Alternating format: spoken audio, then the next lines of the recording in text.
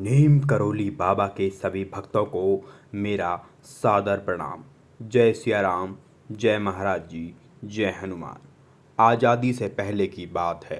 एक क्लर्क था जिसका नाम लहरी था।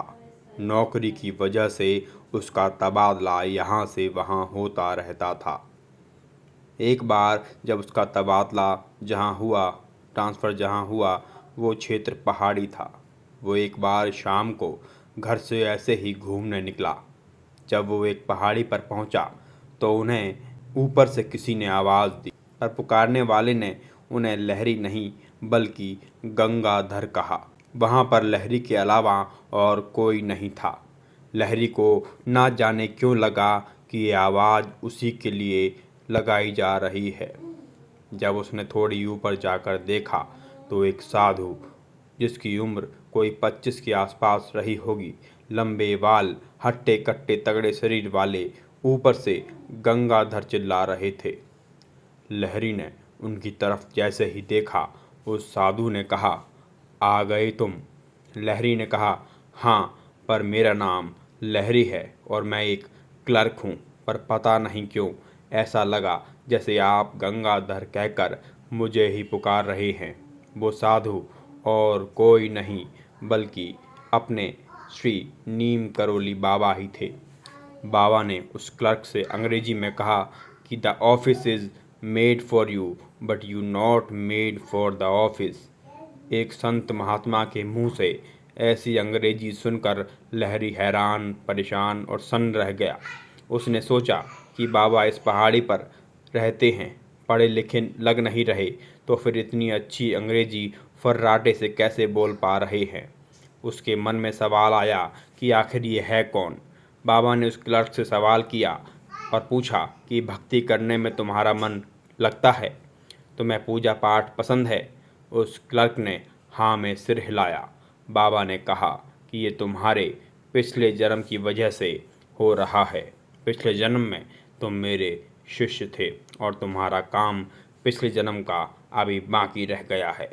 इसके बाद बाबा उस क्लर्क के पास गए, उसके माथे पर एक उंगली रखी।